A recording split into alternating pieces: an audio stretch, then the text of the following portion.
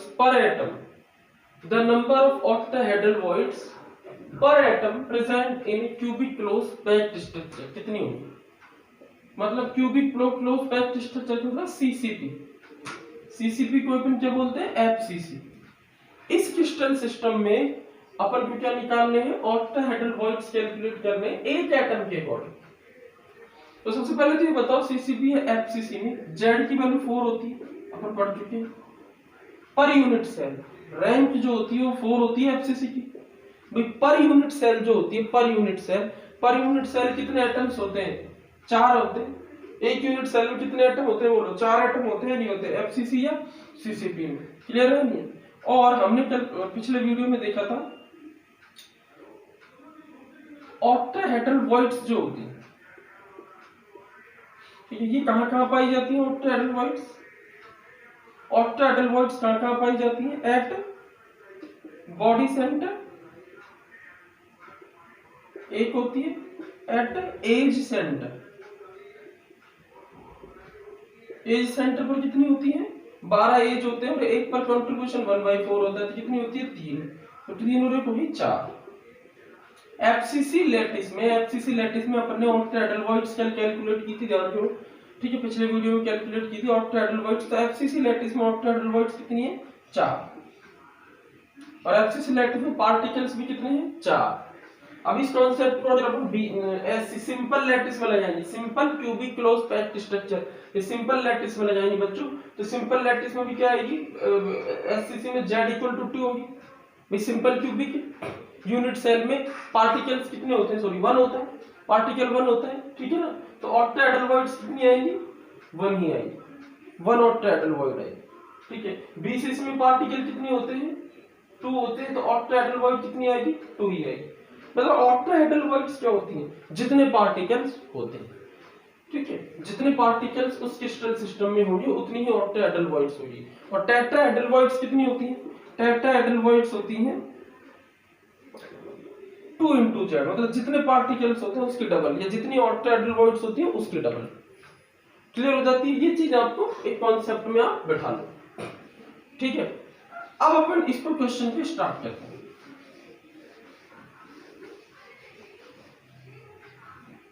देखो आज हम क्वेश्चन को स्टार्ट करें तो यहाँ पर अपन को पर एटम ऑक्टाहेड्रल वॉइड्स निकालनी है, तब लिखेंगे since we know that z की वैल्यू 4 होगी फॉर एफसीसी के लिए z की वैल्यू 4 होगी, so number of octahedral voids भी कितनी होंगी? 4। क्लियर? अब 4 एटम पर 4 है, 4 एटम्स पर 4 ऑक्टाहेड्रल वॉइड्स है, ठीक है। ऑक्टाहेड्रल वॉइड्स 4 एटम्स के लिए 4 है, तो ऑक्टाहेड्रल वॉइड्स फॉर पर एटम या 1 एटम के हिसाब से कितनी होंगी बताओ? तो इसका आंसर आ जाएगा 4/4 यानी 1 एटम के हिसाब से जो ऑक्टाहेड्रल वॉइड्स होंगी वो कितनी होंगी? 1। तो ऑप्शन हो जाएगा इसका सी ऑप्शन चेक करो 1। क्लियर? चलो नोट कर लो।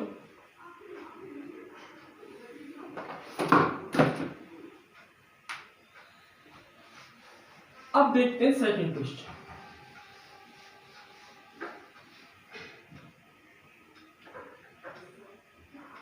अगर सेकंड क्वेश्चन की बात करें तो इजी है। A metal crystallizes with a face centered cubic lattice। Question है a metal crystallizes with a face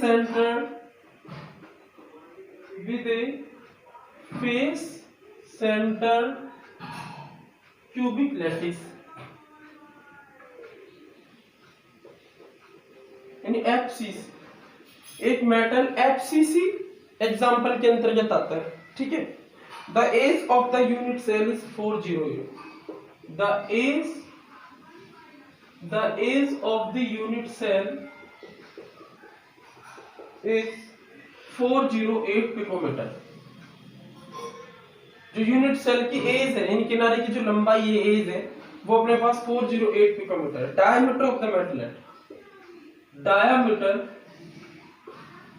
of the metal atom, diameter निकालना है अपने को मेटल एटम। चलो मेटल एटम, ये सीबीएसई पीएमटी 2012 में, सीबीएसई एआईपीएमटी 2012, बहुत इजी है। देखो देखो क्रिस्टलाइज्ड हो रहा है एफसीसी में मेटल, ठीक। तो देखो बच्चों ये जो क्वेश्चन है बहुत ही इजी है ये। इसमें अपन से ये कह रहा है एक मेटल क्रिस्टलाइज्ड हो रहा है फेस सेंटर्ड क्यूबिक लैटिस में, edge of the unit cell 408 picometer है। जो एज है यूनिट सेल का ए वो 408 पिकोमीटर दिया हुआ है, ए की वैल्यू हमें दी हुई है 408 पिकोमीटर। डायमीटर फाइंड करना है मेटल एटम का, बहुत सिंपल है भाई, सीधी सी बात है। ये हम एक यूनिट सेल बना लेते हैं, ठीक है। अब मैंने आपको एक बात बताई थी, यहाँ पर एक पार्टिकल रखा हुआ है, यहाँ रखा हुआ है, कॉर्नर्स पर रखा होता है, तो ये पार्टिकल इस तरह होता है एक्चुअली, टच कर रहे होते हैं, क्लियर। अभी कह रहे हैं यहाँ से यहाँ तक की जो डिस्टेंस है ए, ये हमें दे रखी है 408 और डायमीटर पूछ रहा है। डायमीटर क्या होता है बताओ? डायमीटर इक्वल टू होता है 2 इंटू रेडियस, रेडियस का डबल, ठीक है, 2 इंटू रेडियस होता है। अब देखो यहाँ से यहाँ तक जो डिस्टेंस होगी ये रेडियस है, और यहाँ से यहाँ तक जो डिस्टेंस होगी ये भी रेडियस है, ठीक है। तो रेडियस का डबल क्या है यहाँ पर? एज लेंथ ही तो है भाई। यहाँ पर इस क्वेश्चन में अगर डायमीटर अपन देखें तो वो क्या चीज है? एज लेंथ ही, एज लेंथ के इक्वल, क्लियर भाई। इस एटम का डायमीटर देखेंगे तो ये रेडियस, क्लियर, ये रेडियस और ये रेडियस जोड़नी पड़ेगी, और ये रेडियस यहाँ तक इक्वल है, तो ये r प्लस r क्या हो जाएगा? किसी एक एटम का डायमीटर हो जाएगा, क्लियर है। तो किसी एक एटम का डायमीटर क्या होगा? बिल्कुल एग्जैक्ट एक इक्वल होगा, ठीक है। तो इसका आंसर क्या होगा? जो एक की वैल्यू है वही। तो डायमीटर क्या आ जाएगा हमारे पास बच्चों? डायमीटर आ जाएगा हमारे पास, जो एज लेंथ हमें दिया हुआ है 408 पिकोमीटर। थोड़ा सा ट्रिकी क्वेश्चन है, ज्यादा दिमाग नहीं लगाना, ठीक है। ये इसका आंसर हो जाएगा। चलो अब नेक्स्ट क्वेश्चन की ओर चलते हैं, इसको नोट कर लो।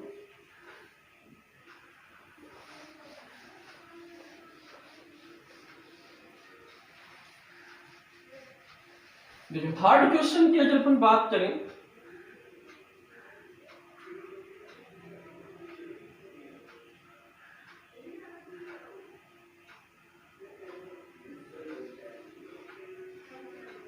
थर्ड क्वेश्चन क्या है? AB crystallizes in a body centered cubic lattice, in a body centered cubic lattice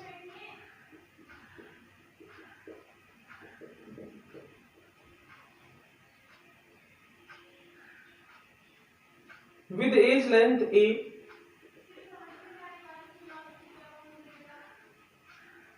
which edge length A equal to 387 picometer. The distance between two oppositively charged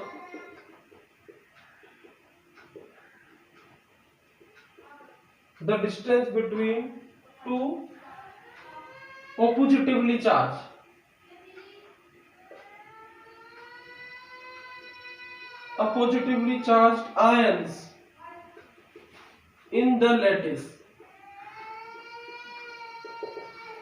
is CBSE PMT 2010 में।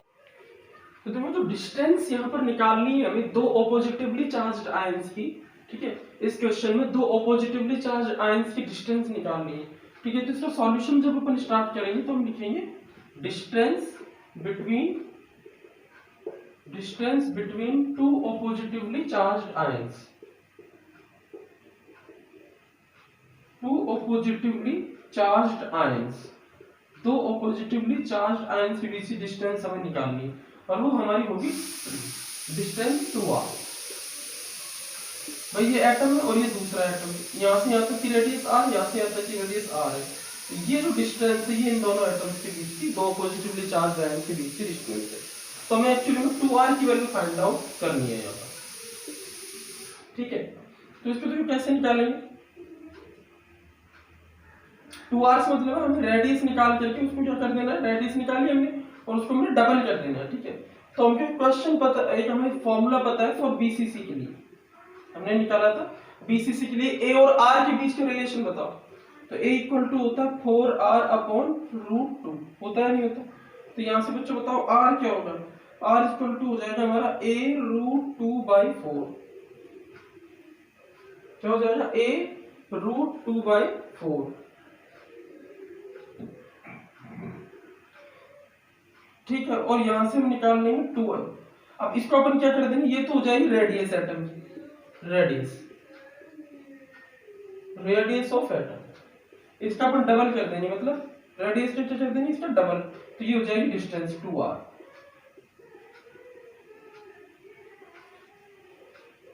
तो positively charge रहेगा इसके बीच, ठीक है, clear है? तो अपन यहां से r निकाल लेंगे, पहले a की वैल्यू दी हुई कितनी है, एज लेंथ 387 इंटू रूट 2 होता है हमारे पास 1.432,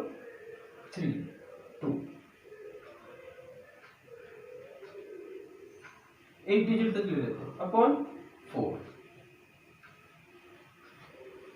ये r की वैल्यू आ गई। जब अपन इस r की वैल्यू को मल्टीप्लाई करेंगे 2 से, ठीक है, तो डिस्टेंस आ जाएगी,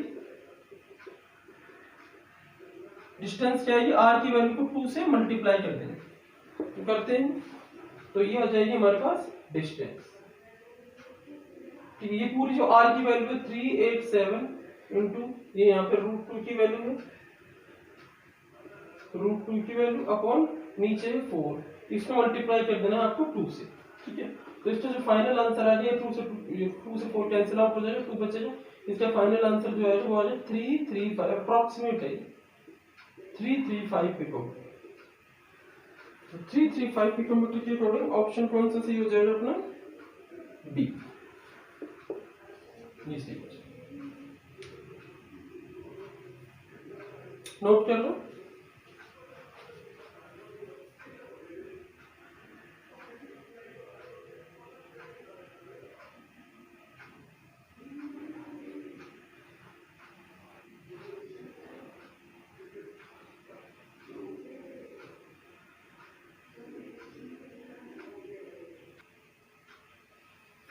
चलो बच्चों नेक्स्ट क्वेश्चन लेते हैं, फोर्थ, ये भी बहुत ही इजी क्वेश्चन है। देखो ये कह रहा है if a stand for edge length, if a equal to edge length,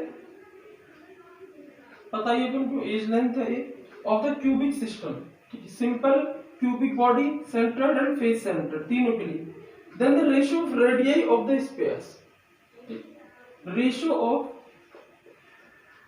of the radii of the spares in three systems,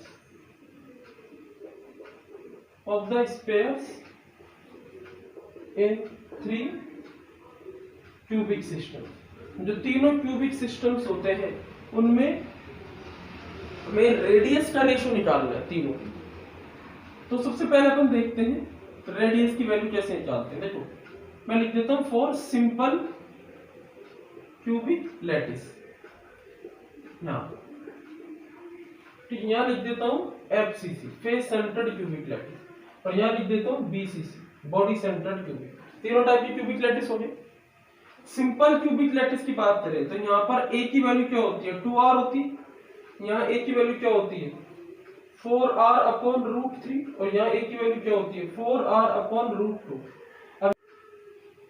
देखो जो नेक्स्ट क्वेश्चन है हमें एज लेंथ दिया हुआ है, एज लेंथ हमें a गिवन है, ratio of the radius of the spheres in three cubic systems. जो क्यूबिक सिस्टम्स होते हैं तीन टाइप के, कौन कौन से होते हैं बताओ मुझे। पहला होता है सिंपल, दूसरा होता है BCC, तीसरा होता है FCC।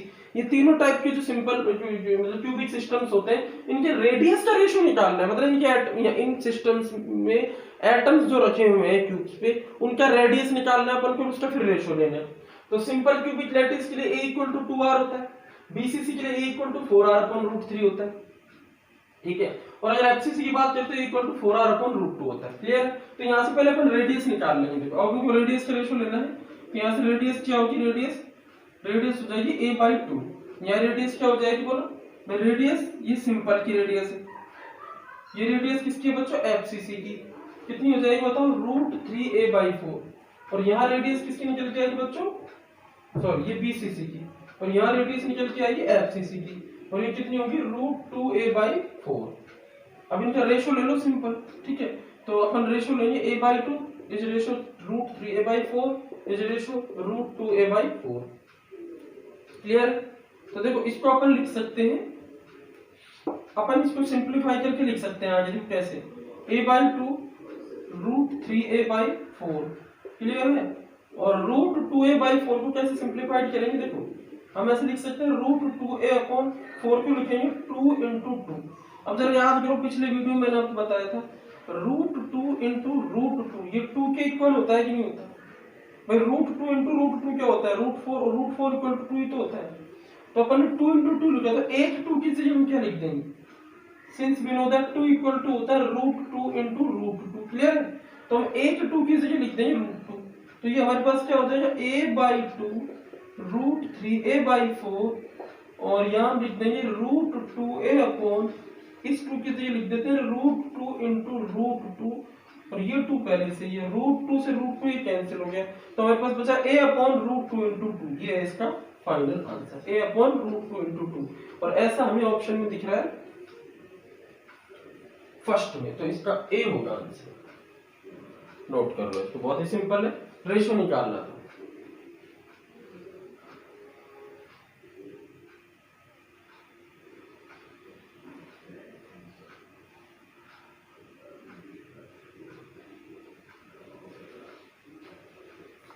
चलो अब देख लेते हैं अपन नेक्स्ट क्वेश्चन।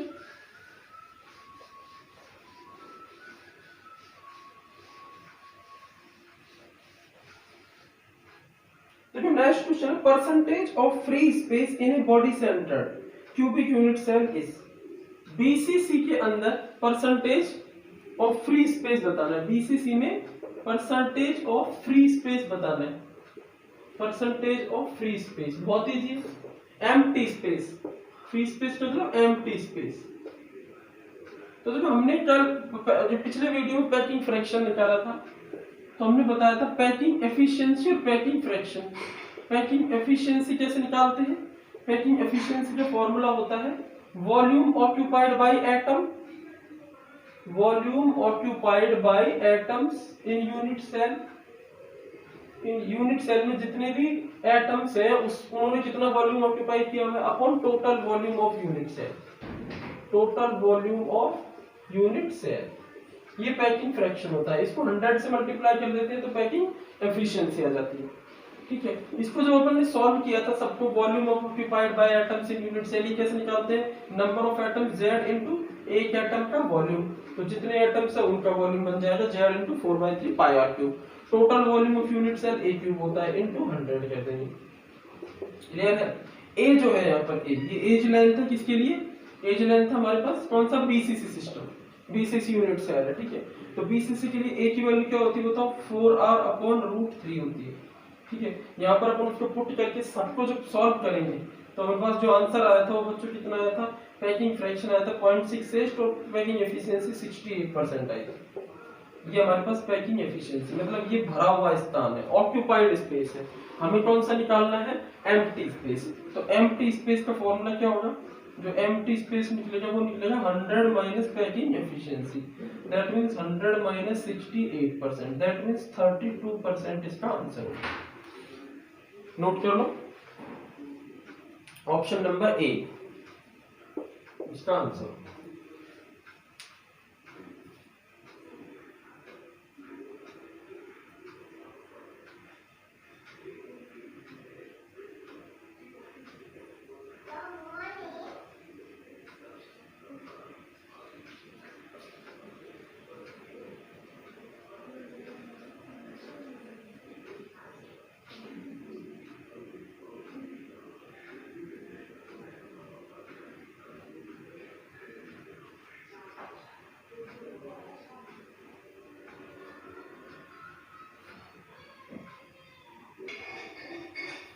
चलिए नेक्स्ट क्वेश्चन करते हैं। नेक्स्ट है the fraction of total volume. वो इजी है, नेक्स्ट भी बहुत ही।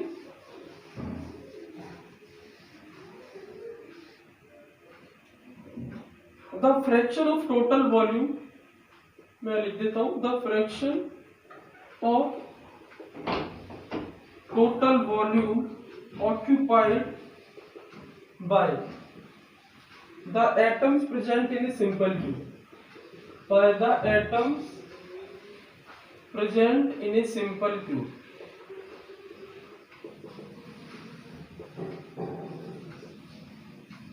is the fraction of total volume occupied by the atoms present in a simple cube। एक सिंपल क्यूब के अंदर जो एटम्स प्रेजेंट है उन्होंने कितना जो वॉल्यूम ऑक्यूपाइड किया हुआ उसका फ्रैक्शन निकालना। फ्रैक्शन कैसे निकालते हैं? पैकिंग फ्रैक्शन निकालना है। पर पैकिंग फ्रैक्शन क्या होता है? मैंने जो फॉर्मूला लिखा था, total volume occupied by atoms in a unit cell, वो होता है Z into 4/3πr3। भाई यूनिट सेल में जितने एटम्स होंगे वो इनटू एक एटम का वॉल्यूम। एक एटम स्फीयर की तरह होता है कि स्फीयर का वॉल्यूम 4/3πr3 हो गया। दो है तो 2 into 4/3। अगर उस यूनिट सेल में Z एटम्स है तो Z into 4/3πr3 वॉल्यूम हो गया जो ऑक्यूपाइड किया होगा। लेकिन सारा का सारा वॉल्यूम तो ऑक्यूपाइड किया नहीं, टोटल वॉल्यूम नीचे लिखा जाता है एक क्यूब, और ये होता है फ्रैक्शन। हमें ये निकालना है, एफिशिएंसी हमें नहीं निकालनी। क्लियर है? तो अब जरा बताओ, सिंपल क्यूब है, सिंपल क्यूब, सिंपल क्यूब का मतलब सिंपल क्यूबिक यूनिट सेल होगी, एससीसी होगी। सिंपल क्यूबिक यूनिट सेल बताओ क्या होगी? Simple cubic close unit, close packed structure बोलते हैं। यूनिट सेल की बात करें तो सिंपल क्यूब यूनिट सेल होगी। ठीक, ए की वैल्यू क्या होगी? उसमें 2r होती है, अपन जानते हैं, और z की वैल्यू होती है 1। यानी एक यूनिट सेल में एक ही तो एटम होता है, सारे एटम्स कॉर्नर्स पर होते हैं, एक कॉर्नर 1/8 कंट्रीब्यूशन होता है, 8 कॉर्नर्स से एक एटम आता है। क्लियर है? बहुत अच्छे से क्लियर किया तुमने। तो पैकिंग फ्रैक्शन यहाँ पे कैसे निकलेगा? z की वैल्यू हो जाएगी 1 into 4/3πr³ अपॉन a की वैल्यू क्या है बच्चों? 2r। इसका कर देंगे होल क्यूब, इसको सॉल्व करेंगे तो ये आएगा 4πr³ upon 3 into 8r³। Open करेंगे, r³ से r³ कैंसिल, 4 से यहाँ 2 कैंसिल, तो ये बचेगा तो π/6 ये आपका आंसर का पैकिंग फ्रैक्शन। तो आंसर से मैच कर लो, डी इसका ऑप्शन नोट करो।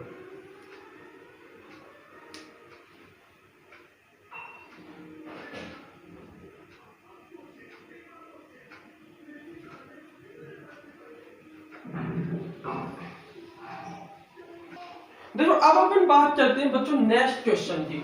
अगर हम नेक्स्ट क्वेश्चन की बात करें तो नेक्स्ट क्वेश्चन क्या है? देखो बहुत ही सिंपल है, नेक्स्ट क्वेश्चन भी पढ़ के दिखा देता हूं मैं। इन ए फेस सेंटर्ड क्यूबिक लैटिस, इन ए फेस सेंटर्ड क्यूबिक लैटिस, अगर हम फेस सेंटर्ड क्यूबिक लैटिस की बात करते हैं, a unit cell is shared equally by how many unit cell? A unit cell, एक unit cell, a unit cell is shared equally by how many unit cells?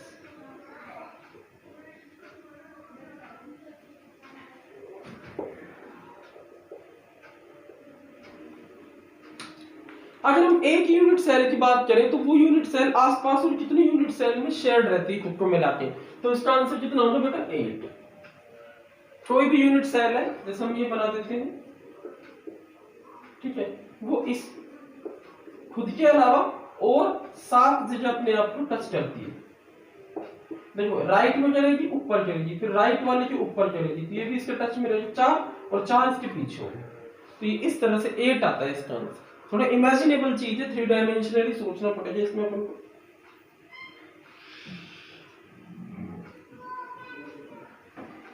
ठीक है, इसका answer सीधा ही लिख लेंगे अपन 8।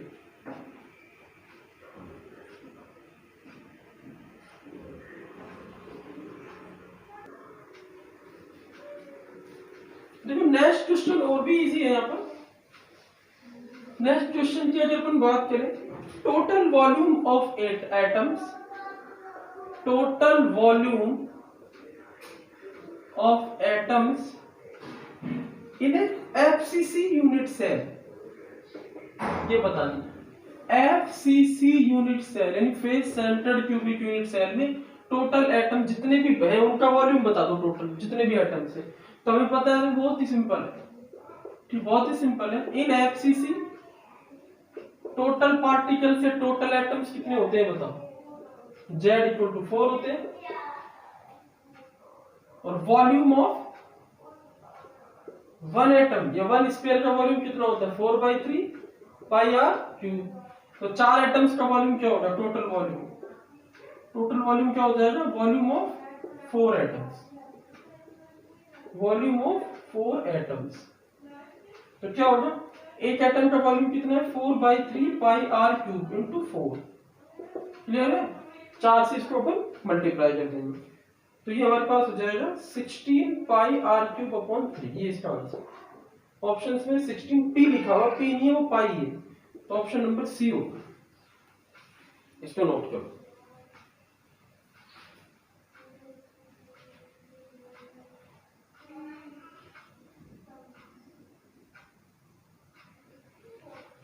ओके बच्चों, नेक्स्ट क्वेश्चन भी बहुत इजी है। देखो मैंने क्लासिफिकेशन ऑफ सॉलिड से दिया है। Which of the following is a molecular crystal? कौन सा मॉलिक्यूलर सॉलिड है, मॉलिक्यूलर क्रिस्टल है? ठीक है, तो ड्राई आइस इसका आंसर। ड्राई आइस को बोलते हैं बच्चे कार्बन डाइऑक्साइड। ये मॉलिक्यूलर सॉलिड है। जो इसमें बी दिया हुआ है ना क्वार्ट्स, इसकी अगर अपन बात करें तो क्वार्ट्स कैसा होता है, ये उसमें रखा जाता है अपने पास कोवैलेंट में। ठीक है, रॉक सॉल्ट होता है NaCl, ये किसमें रखा जाता है हमारा आयोनिक।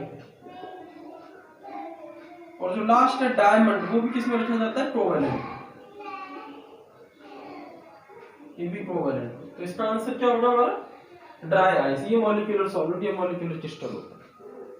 क्लियर है, इसको भी नोट कर लो।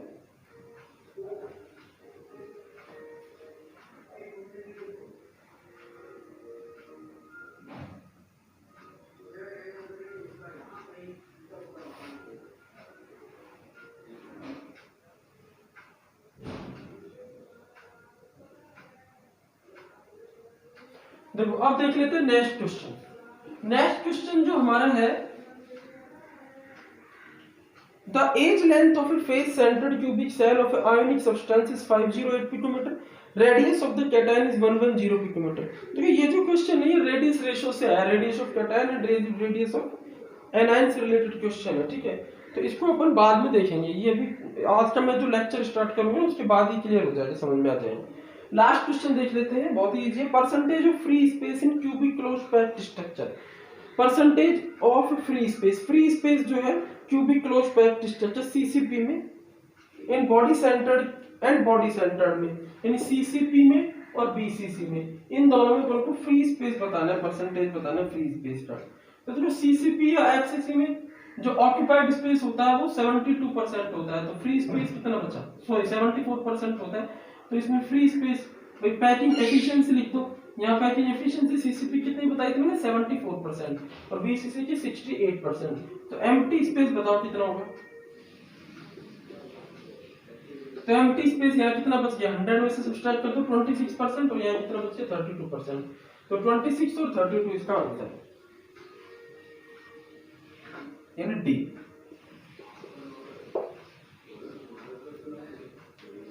क्लियर है, तो ये हो गए हमारे क्वेश्चंस कवर्ड।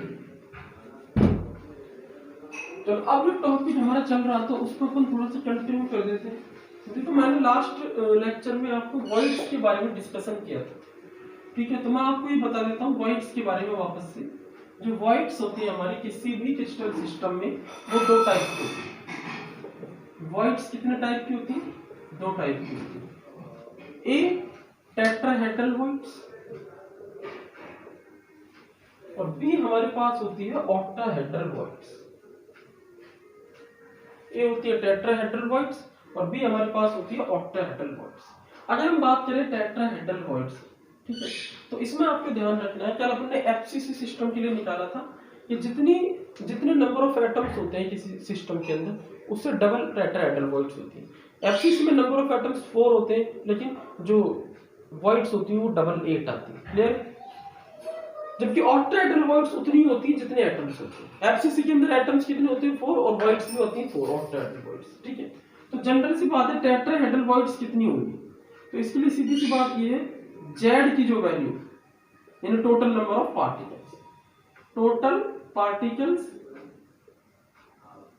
इन यूनिट सेल, यूनिट सेल में कितने पार्टिकल हैं उतनी ही टेट्रा, जितने भी total particles in unit cell होंगे, ठीक है, जितने पार्टिकल्स होंगे यूनिट सेल के उसकी डबल अगर अपन कर देंगे तो हमें TD वॉइड्स मिल जाएगी, इतने टेट्रा। अगर हम बात करें एग्जांपल, तो सबसे पहले सिंपल क्यूबिक सेल की बात करते हैं। तो सिंपल क्यूबिक सेल में बताओ टेट्राहेड्रल वॉइड्स कितनी होंगी, नंबर ऑफ पार्टिकल्स कितने होंगे 1, उसका डबल करेंगे तो हमारे पास 2 टेट्राहेड्रल वॉइड्स। ठीक है। सेकंड बात करते हैं बीसीसी की, इसमें कितने होते हैं बताओ पार्टिकल्स 2, तो इसको डबल कर देंगे 4 टेट्राहेड्रल वॉइड्स है।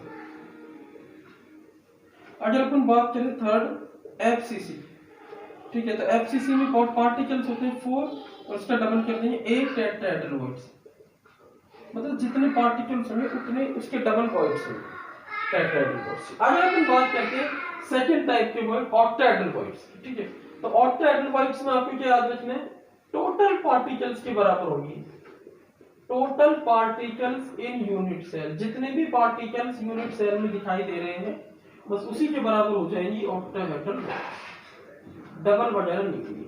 ठीक है, एग्जांपल देखो, फिर से लिख देता हूं।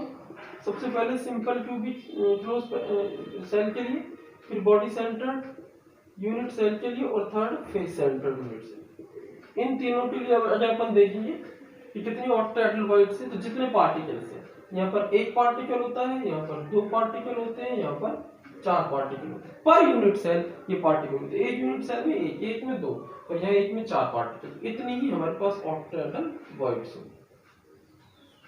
ठीक है, तो ये तो होगी ऑक्टाहेड्रल और टेट्राहेड्रल वॉइड्स कितनी कितनी होंगी उसकी जानकारी। ठीक है, इसको नोट करो। चलो अब अपन बहुत ही इंपॉर्टेंट बात बताते हैं आपको, ये जो वॉइड्स होती है बच्चों को, इन वॉइड्स के अंदर कौन कौन से आयन जाते हैं, मैं पहले भी डिस्कस कर चुका हूं, दोबारा से देख लें। देखो, अगर हम बात करें ऑक्टाहेड्रल वॉइड, तो ऑक्टाहेड्रल वॉइड जो होती है मेड अप बाय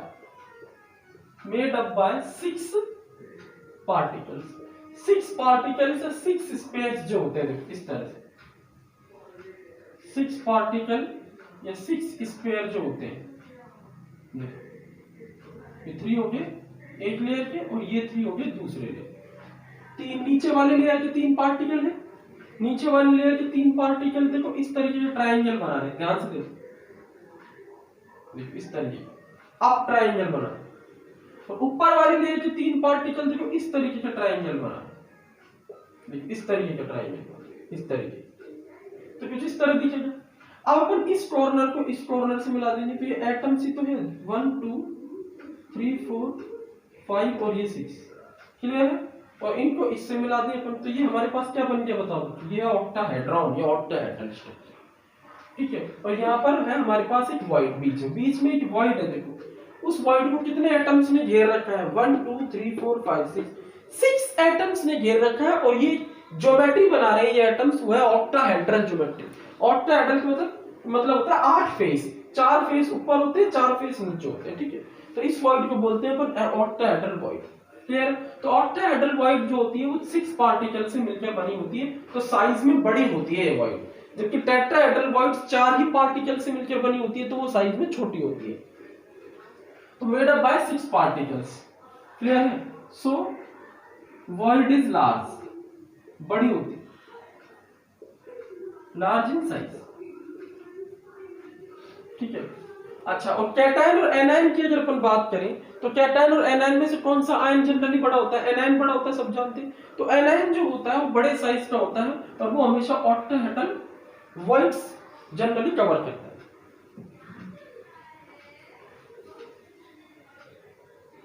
ठीक है, अब अपन बात करें टेट्राहेड्रल वॉइड।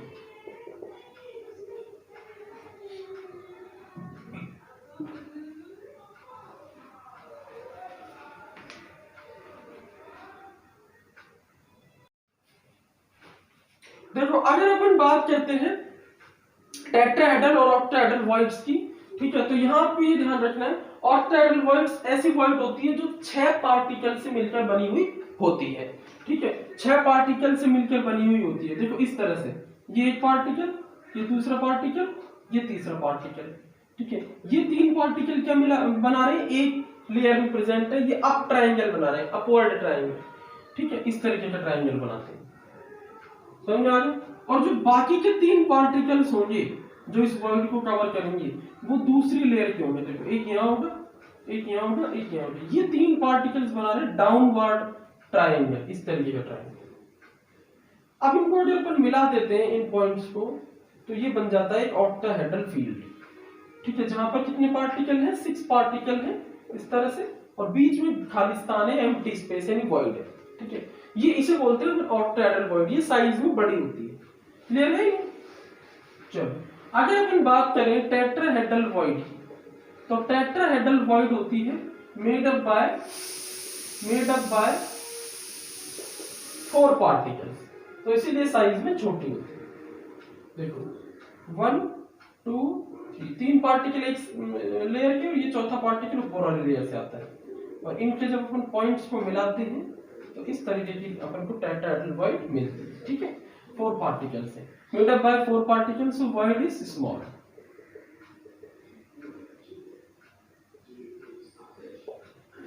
तो अगर किसी, अच्छा अब आगे की बात करते हैं। देखो कोई भी आयोनिक कंपाउंड जो होता है, कोई भी जो आयोनिक कंपाउंड होता है उसमें 2 टाइप के आयन होते हैं। एक तो होता है उसमें कैटायन और एक होता है उसमें एनायन। क्लियर? हमेशा ये याद रखना है, कैटायन जो है वो वॉइड्स में रखे जाते हैं। कैटायन हमेशा किसमें आते हैं? वॉइड्स में। तो हम लिख देते हैं कैटायन पुट इन वॉइड्स, हमेशा वॉइड्स में रखते हैं। और एनायन को अपन कहां रखते हैं? Put at particles, put edge particles, constituent particle. भाई हम ये लैटिस है, हमारे पास एक यूनिट सेल है, इस यूनिट सेल में यहाँ पर पार्टिकल्स रखे हुए हैं, अपन कहते हैं यहाँ पर पार्टिकल्स, यहाँ पर पार्टिकल्स, यहाँ पर पार्टिकल्स। तो ये कौन से पार्टिकल रखने हैं अपन को पता है? आपको रखने हैं यहाँ पर NaN, जैसे NaCl है तो आपको यहाँ पर Cl रखना है, यहाँ Cl रखना है। तो Na कहाँ रखना है, कैटायन कहाँ रखना है? वो रखना है अपन को एम्प्टी स्पेस यानी वॉइड्स में रखना है, क्योंकि वो साइज में छोटा होता है।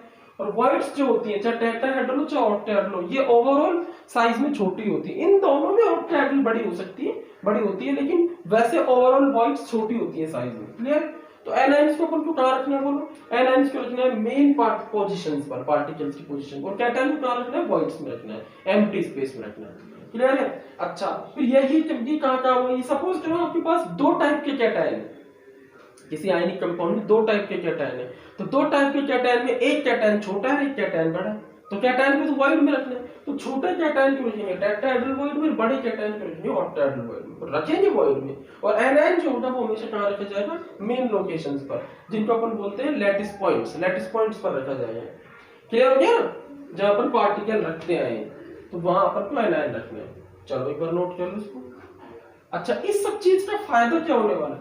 देखो इस सब चीज को पढ़ाने का फायदा ये होने वाला है कि बहुत ही इंपॉर्टेंट क्वेश्चन आता है मॉलिक्यूलर फॉर्मूला या एम्पेरिकल फॉर्मूला बनाने से रिलेटेड। ठीक है, अच्छा पहले मैं आपको ये बता देता हूं molecular formula and empirical formula क्या होता है। ध्यान से इसको देखिएगा। देखो मॉलिक्यूलर फॉर्मूला जो होता है ये रिप्रेजेंट करता है, represents actual number of atoms, actual number of atoms in a molecule. जैसे एक मॉलिक्यूल में कितने actual number of atoms present है एक्चुअली में, उससे बनने वाला फॉर्मूला जो होता है वो मॉलिक्यूलर फॉर्मूला। जैसे ग्लूकोज का मॉलिक्यूलर फॉर्मूला है C6H12। मतलब एक ग्लूकोज की मॉलिक्यूल में एक्चुअली में 6 कार्बन के और 12 हाइड्रोजन के 6 ऑक्सीजन के एटम होते हैं। ठीक है, अब यहाँ एक इंपॉर्टेंट बात ये, कभी भी इसमें अपन एटम्स को फ्रैक्शन नहीं लिख सकते। We can't write atoms in fraction में नहीं लिख सकते। We can't write atoms in fraction in this formula. इस फॉर्मूले में कभी भी अपन एटम्स को फ्रैक्शन में नहीं लिखते। अगर फ्रैक्शन में आ रहा है तो उसको सिंप्लीफाइड करके इंटीजर में अपन बदल लेंगे। ठीक है, अच्छा एम्पेरिकल फॉर्मूला क्या होता है? एम्पेरिकल फॉर्मूला जो होता है वो रिप्रेजेंट करता है simplest ratio of atoms. Simple नहीं, सिंपलेस्ट, मतलब इसको और सिंपल ना किया जा सके। Simplest ratio of atoms in A molecule, एक मॉलिक्यूल में एटम्स जो दिए हुए हैं उनका सिंपलेस्ट रेशियो लेना पड़ेगा। अगर वो सिंपलेस्ट हो जाता है तो वो एम्पेरिकल फॉर्मूला चेंज हो जाएगा, मॉलिक्यूलर फॉर्मूला से अलग हो जाएगा, और नहीं होता तो सेम रहेगा। जैसे ग्लूकोज की बात करें तो ग्लूकोज में जो नंबर ऑफ एटम्स है ये इसका सिंपलेस्ट करेंगे 6 से डिवाइड करके, तो जो हमें फॉर्मूला मिलेगा C1H2O1, तो ये हो गया सिंपलेस्ट। इसको और आगे सिंपल नहीं कर सकते, तो ये है एम्पेरिकल फॉर्मूला। तो ग्लूकोज के केस में तो मॉलिक्यूलर फॉर्मूला और एम्पेरिकल फॉर्मूला अलग अलग आ रहे हैं, ठीक है। जबकि वाटर के केस में सेम आएंगे, क्योंकि वाटर में 2 हाइड्रोजन और 1 ऑक्सीजन होता है, तो ये इसके एक्चुअल नंबर ऑफ एटम्स होते हैं यानी मॉलिक्यूलर फॉर्मूला बनाने वाले, और ये इसी को अपन सिंपलेस्ट बोले क्योंकि इसको आगे सिंपल नहीं किया जा सकता। एक बार इसको नोट कर लो, ठीक है। अच्छा, अब अपन को ये देखना है कि मॉलिक्यूलर फॉर्मूला बनता कैसे है वॉइड्स के हिसाब से। भाई एक हमें क्रिस्टल दिया हुआ है NaCl का, ठीक है, हमें क्रिस्टल दिया हुआ है NaCl का, हमें क्रिस्टल दिया हुआ है KCl का, हमें क्रिस्टल दिया हुआ है ZnS का, हमें क्रिस्टल दिया हुआ है जिंक ऑक्साइड का, हमें क्रिस्टल दिया हुआ है Fe2O3 का, कोई भी हम आयनिक क्रिस्टल दिया हुआ है, और हमसे ये कह रहा है कि उस आयनिक क्रिस्टल में जो एनायंस हैं वो यहाँ रखे हैं, कैटायंस हैं जो वो यहाँ रखे हैं, कैटायंस ने इतना % स्पेस घेरा हुआ है क्लियर वॉइड्स का, तो इस तरीके की हमें डेटा मिलेगा। उस डेटा के बेसिस पे हमें, उस इंफॉर्मेशन के बेसिस पे हमें वो जो मॉलिक्यूल है, आयनिक कंपाउंड है, उसका हमें क्या बनाना है, एक फॉर्मूला बनाना है, मॉलिक्यूलर फॉर्मूला या एम्पेरिकल फॉर्मूला बनाना है। पहले तो मॉलिक्यूलर फॉर्मूला बनाएंगे, उसके बाद एम्पेरिकल फॉर्मूला तो उससे निकल आएगा। बहुत इंपॉर्टेंट है, तो बहुत इंपॉर्टेंट रहने लगा वो molecular formula, molecular formula formation, मतलब मॉलिक्यूलर फॉर्मूला बनता कैसे, ठीक है। तो 2-3 चीजें आपको यहाँ पे ध्यान रखनी है मॉलिक्यूलर फॉर्मूला बनाते वक्त, ठीक है। मॉलिक्यूलर फॉर्मूला बनाते वक्त आपको ये याद रखना है, ऑलवेज रिमेंबर, जो आपको हमेशा याद है, फर्स्ट चीज क्या, एनायंस में main crystal, anions main crystal को बनाएंगे हमेशा, किसको बनाएंगे, मेन क्रिस्टल को बनाएंगे, एनायंस में main crystal, and number of anions, anions कितने होंगे सुन लो, number of anions always equal to, number of anions always equal to number of particles, ये अपने ज्यादा टोटल नंबर ऑफ एनायंस, ये ज्यादा बढ़िया है, टोटल नंबर ऑफ एनायंस जो होगी वो हमेशा इक्वल होगी नंबर ऑफ पार्टिकल्स की इन यूनिट्स से। भाई सीधी सी बात है, मैंने आपको बताया था एनायन को अपन कहाँ रखते हैं, जहां अपन यूनिट सेल में पार्टिकल्स रखते हैं, क्लियर। तो अगर सिंपल क्यूबिक यूनिट सेल की बात करें तो इसमें अपन को जो एनायन है होगा, सिंपल क्यूबिक यूनिट सेल में पार्टिकल्स कितने होंगे बताओ, पार्टिकल्स मतलब Z1 होगा, तो कितने ही एनायन होंगे टोटल है।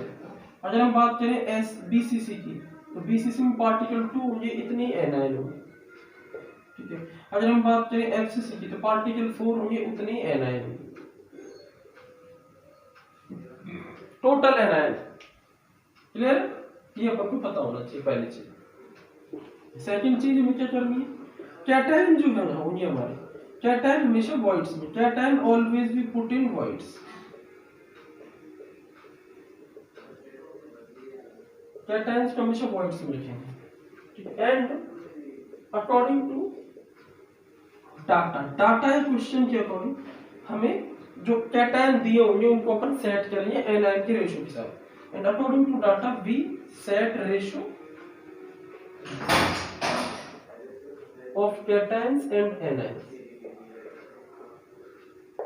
एंड मेक मॉलिक्यूलर फॉर्मूला, और हम मॉलिक्यूलर फॉर्मूला बना लेंगे, ठीक है। चलो अब बनाते हैं molecular formula.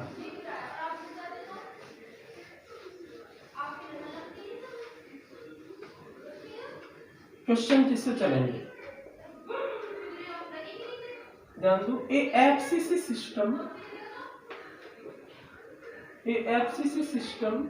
in which all tetrahedral voids, a FCC system in which all tetrahedral voids covered by X plus 2 cation, X plus 2 cation है जो सभी टेट्राहेड्रल वॉइड्स को कवर कर रहा है FCC में. FCC system in which all tetrahedral voids covered by X plus 2 cation and all octahedral voids, ये दोनों टाइप की void होती है इसमें. all octahedral voids covered by Y plus 2 cation. दो टाइप के कैटायन है इसमें. एग्जांपल इसमें X plus 2 Y plus 2 ये कवर कर रहा है सारी टेट्राहेड्रल वॉइड्स को, और ये कैटायन कवर कर रहा है सारी octahedral voids. And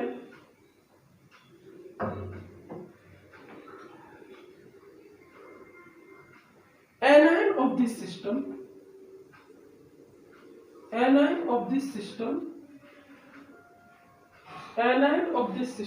is Z. जो सिस्टम का anion है वो Z. Then find molecular formula.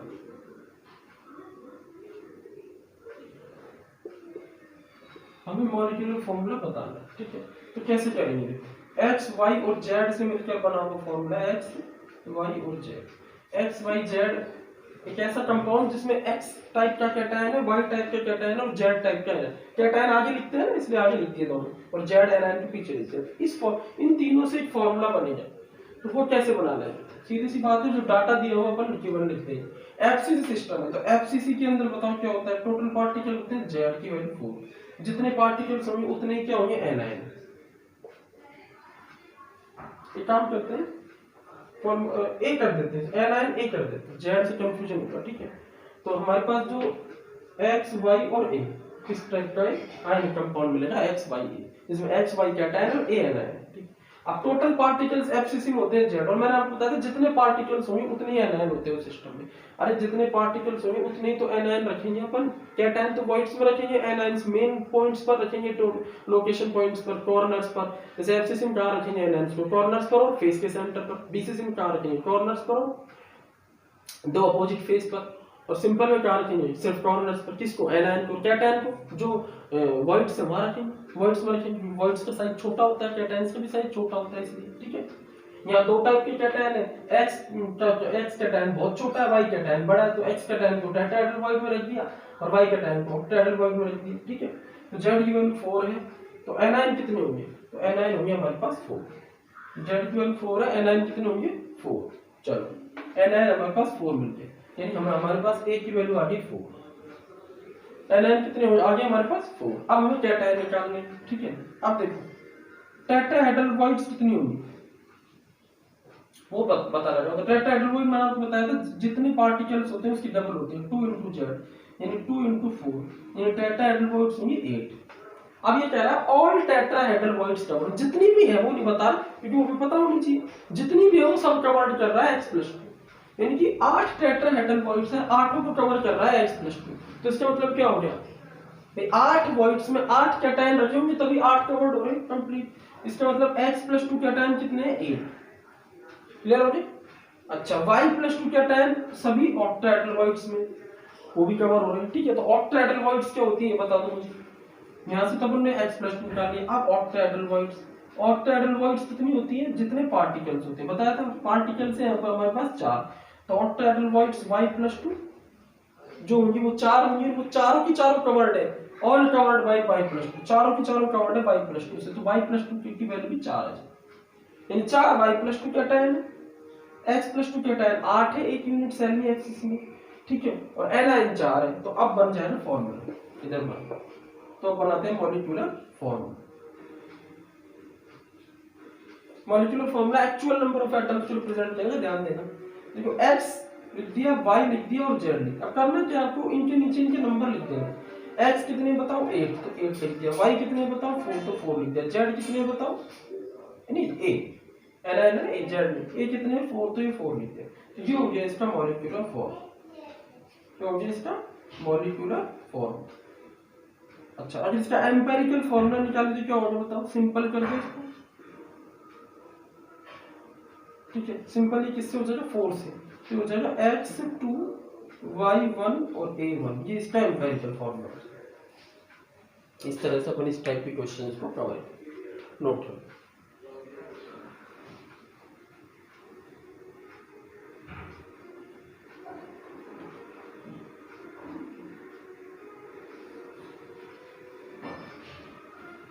तो एक लास्ट क्वेश्चन अपन और देख लेते हैं।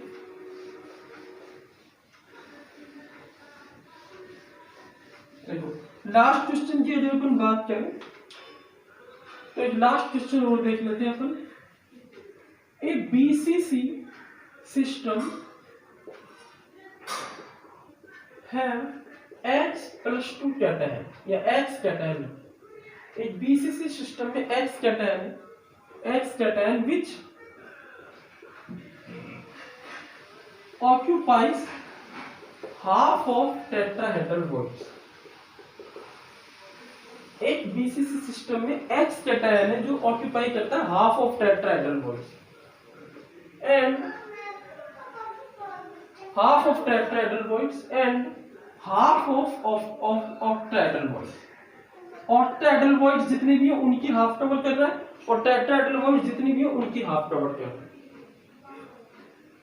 And ln equal to y, then find out molecular formula।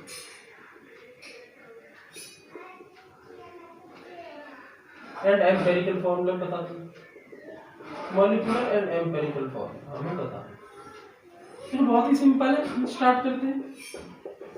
Number निकाल ले तो एनायन कितने होंगे वो डिसाइड कर लो। एनायन यहाँ पर कितने होंगे जितने पार्टिकल्स हैं, और पार्टिकल्स कितने होंगे बीसीसी के लिए 2, तो एनायन तो हो गए 2, इसको अपन साइड में रख देते हैं। अब कैटायन बहुत इंपॉर्टेंट। देखो अगर अपन कैटायन की बात करें एक्स की, तो एक्स दो तरीके की वॉइड्स कवर कर रहा है। टेट्राहेड्रल वॉइड भी कवर कर रहा है, लेकिन कितनी कर रहा है, हाफ टेट्राहेड्रल वॉइड कवर कर रहा है और हाफ ही ऑक्टाहेड्रल वॉइड कवर कर रहा है। तो अपन ये देखेंगे कि टेट्राहेड्रल वॉइड एक्चुअली में कितनी होती है। टेट्राहेड्रल वॉइड एक्चुअली में कितनी है, 4 है। कैसे पता लगा, जितने एटम्स है उसकी डबल। और ऑक्टाहेड्रल वॉइड्स एक्चुअली में कितनी है, अवेलेबल समझ रहे हो, जितनी अवेलेबल है इसके सामने एक्स के सामने। ऑक्टाहेड्रल वॉइड अवेलेबल कितनी है, यहाँ पर 2 ही है। अब कवर्ड कितनी हो रही है, कवर्ड बाय एक्स। कवर्ड कितनी हो रही है, जितनी है उसकी हाफ, जितनी है उसकी हाफ, मतलब कितनी हो रही है 4/2 कवर्ड बाय एक्स। यहाँ पर 2 कवर्ड हो रही है, 4 में से 2 ही कवर हो रही है, तो दो तो खाली बच गई ना, 4 में से 2 ही कवर्ड हो रही है, ठीक है। और यहाँ कितनी कवर्ड हो रही है बताओ, कवर्ड बाय एक्स। यहाँ एक्स कितनी भाई, टेट्राहेड्रल एक्स जो है वो आधी टेट्राहेड्रल वॉइड कवर कर रहा है, 4 में से 2 टेट्राहेड्रल वॉइड कवर कर रहा है, और 2 जो ऑक्टाहेड्रल वॉइड है उनमें भी आधी कर रहा है। तो कवर्ड बाय एक्स कितनी है 2/2, इसकी भी हाफ है तो 1 यहाँ कवर कर रहा है। एक्स टोटल कितने हुए एक यूनिट सेल में, total X in unit cell कितने हुए बोलो, एक यूनिट सेल में टोटल एक्स कितने हुए। टेट्राहेड्रल वॉइड को कवर करने वाले 2 हैं और ऑक्टाहेड्रल वॉइड कवर करने वाले 1, यानी 3 आएंगे इसका। तो एक्स हमें क्या मिल गया बोलो 3। फॉर्मूला बन जाएगा ए, और एक्स लिखेंगे ए के नीचे, सॉरी पहले एक्स लिखेंगे, कैटायन आगे और एनायन पीछे। एक्स हो गया 3 और ए हो गया 2, ये हो गया इसका मॉलिक्यूलर फॉर्मूला। और यही इसका एम्पिरिकल फॉर्मूला होगा, क्योंकि इसको सिंपलेस्ट अपन नहीं कर सकते। क्लियर हो गया, नोट करो।